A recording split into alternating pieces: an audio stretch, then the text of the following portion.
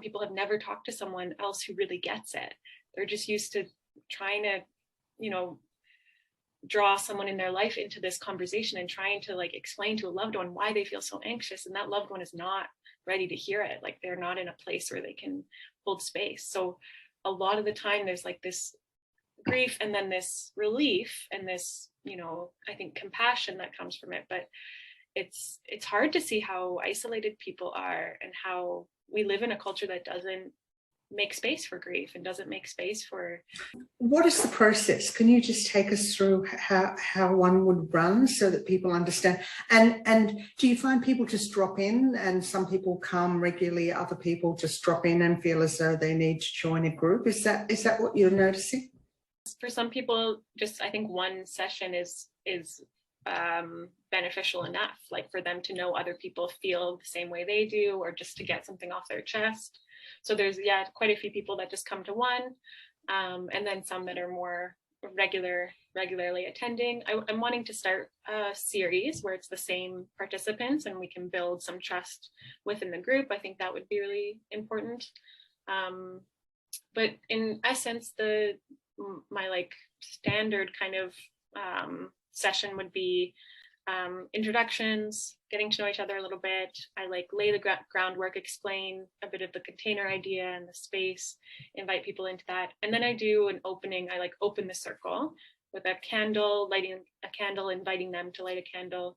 And I usually do either a guided meditation or a series of acknowledgements, which can be land acknowledgements. And then I also acknowledge ancestors and the ecosystems we're a part of, and the bodies, like just all of the layers of these networks of care that we're embedded in, as a way of just like centering people, reminding us of how held we are.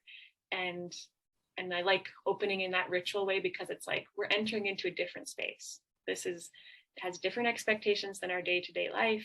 This space can hold emotions that your day-to-day life, usually it's not appropriate or not seen as appropriate. And I find that really, really helpful for people. And then after that, I'll do sometimes little breakout rooms for so partners can have more in-depth conversation. And then sometimes some writing prompts, and they go off for 15 minutes and do a free write. So it's just like a free flow kind of writing exercise to get things moving. And then we end always with a formal circle where everyone has a turn to share whatever's on their heart, kind of realize that there's connections between the different forms of grief. One that's come up for several people has been grief around, again, like this, in particular, younger people saying, I feel this disconnect between me and my parents because they can't meet me, they can't hear me, they're in this emotional denial, right? And they're longing for that, not only support from their parents, but they want to connect with their parents, right? The biggest thing would be forest fires, wildfires. I haven't had any close to the city that I'm in. There's not a lot of bush around our city, but in British Columbia and in northern Alberta, there's been big fires. There's been lots of flooding in different areas of the country. Lots of heat. Last summer, people were dying because of heat waves. I think those are the biggest. I consider like the climate crisis to be a symptom of a deeper problem, that it's a symptom of a society, like a capitalist society. Systems of oppression, white supremacy and capitalism and colonialism are everywhere. Colonialism has been an ongoing, like cultural genocide, right, since contact was made. And there's been really devastating losses. Just this past year in so-called Canada, there's been like massive grave sites at residential schools. It's actually not addressing the root problems, which is, inequality and oppression. And so important for us to acknowledge as settlers, as white people, that this is the history that our country is built on. This isn't some, like little side project. This was the displacement of people from their land, disconnection of people from their land was the whole point in order for like settlers to be able to settle here and move here. So that's, there's trauma on so many levels, and that trauma separating people from place is so significant and is ongoing, and we're seeing the impacts of it continually. There's so much suffering, intergenerational trauma and suffering in Indigenous communities here, and so much resilience. Most of the land defenders, most of the big frontline direct action, blockades against pipelines, blockades against whatever kind of oil and gas infrastructure or development is led by Indigenous nations. And yeah, I mean, it's so many layers of complexity, but those fights, the fight for decolonization and for Indigenous sovereignty is intimately interwoven with climate justice, I think. Yeah. There's a real role, validating people's feelings, which is a really core skill of chaplaincy, and presence, being truly present when somebody needs that support.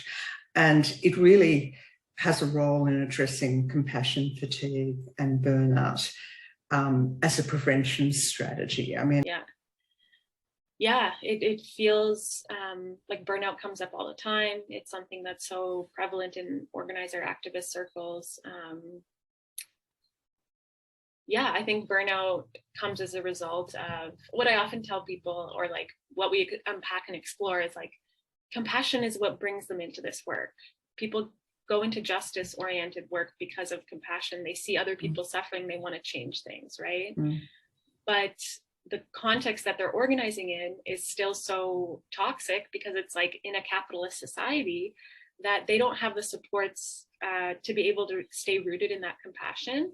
And I think what happens is they start to organize from a place of anxiety or from a place of fear or control. So they're wanting, you use organizing as a way to cope, to a way to actually get rid of some of the difficult emotions, because you have no way of dealing with them, no collective space to deal with your emotions. And to me, that's what creates burnout, is this like, I think people like you and I have a lot of work on helping people to be able to give voice to what spirituality is for them, as opposed to religion, because faith may or may not exist, but everyone has some degree of spirituality, and it's what gives us meaning and purpose to our lives. One thing I've been doing recently, in the past, I've had a daily practice of prayer or meditation, which has been really a bit harder for me to sustain. So a lot of time outside has been really healing. I spend a lot of time outside alone, like in spaces where I can be really still or really quiet, or really go really slowly and just like look at the world around me and engage with it. And that's what helps me kind of feel really grounded and connected again. And it's also so humbling. Gabrielle Gelderman, thanks for joining us. Thank you so much. This was a wonderful conversation.